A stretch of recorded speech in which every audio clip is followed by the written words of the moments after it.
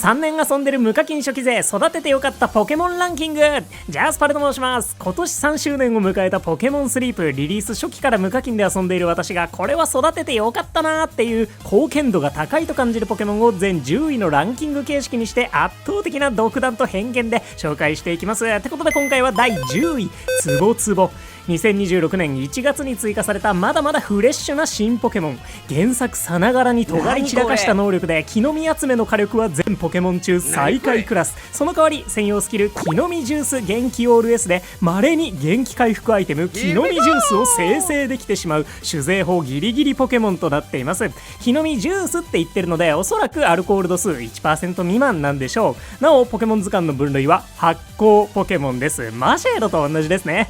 この木の実ジュースは使うと元気を20回復できるアイテムで、課金アイテム元気枕の5分の2の回復量ではありますが、この回復量だからこそ気軽に使いやすく、無課金でも課金アイテムライクなアイテムを無料で遊べちまうんだってことで、ポケモンスリープ3年目のインフレの方がを感じられるような素晴らしい仕上がりとなっております。でこれ無課金的に何がいいって、私のツボツボレベル30スキルレベル1ってことでほぼゲットしたそのまんまなんですよね。これを育ててよかったにカウントしてもいいものかっていう別の問題は巻き起こっているんですが、それはさておき、木の実ジュースの獲得率はスキルレベルに関わらず一律でおよそ 18.5% と言われており、極論レベルを上げなくても木の実ジュースを無料で遊べちまうってことで、余裕のあるタイミングや毎日の睡眠のお供にそっとツボツボを仕込んでおくとあら不思議、気づけばちょこちょこ木の実ジュースが溜まってるってことで、これがねイベントの時とかにしみるんすわ。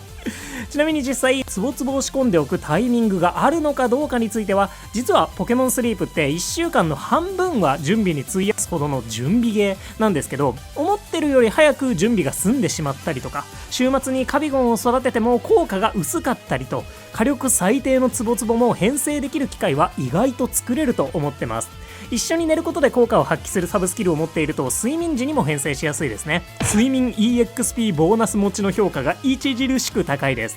またこのゲームたまにスキルのポケモンを強化してくれるイベントとかもあるので、普段スキルレベルが低くてもそういうタイミングではより活躍してもらえるかもってことで、ほぼ育成しなくても活躍の機会がある上に、しっかり厳選して育成できればサーナイト、パーモット、ドダイトスのような強力なヒーラーたちにも引けを取らない強さってことで、ポケモンスリープのツボツボなかなかやります。欠点があるとすると出現しにくくゲットしづらいってことで、特に初心者では出会う頻度も多くないと思うので、興味がある場合はコツコツサブレを上げて仲良くなっていきましょう。コツコツが勝つコツ。運よく強いツボツボに出会えた場合はリソースを突っ込んででも育成する価値のあるポケモンだと思います。ぜひ狙ってみてください。ってことで基本的にはベタ褒めのツボツボなんですが、登場時すでにメインヒーラーがいた私にとってはちょっと邪道な編成の仕方をしているってことで、今回10位とさせてもらいました。人によってはトップ3くらいに入っていても全くおかしくないだろうなってぐらいには強力なポケモンだと思っているので、無課金であっても初心者であってもぜひちょっと注目してみてください。ってことで無課金初期勢の育ててよかったポケモンランキング第10位ツボツボでした。次回は伝説のポケモンです。お楽しみに。それではご視聴ありがとうございました。またね、バイバーイ。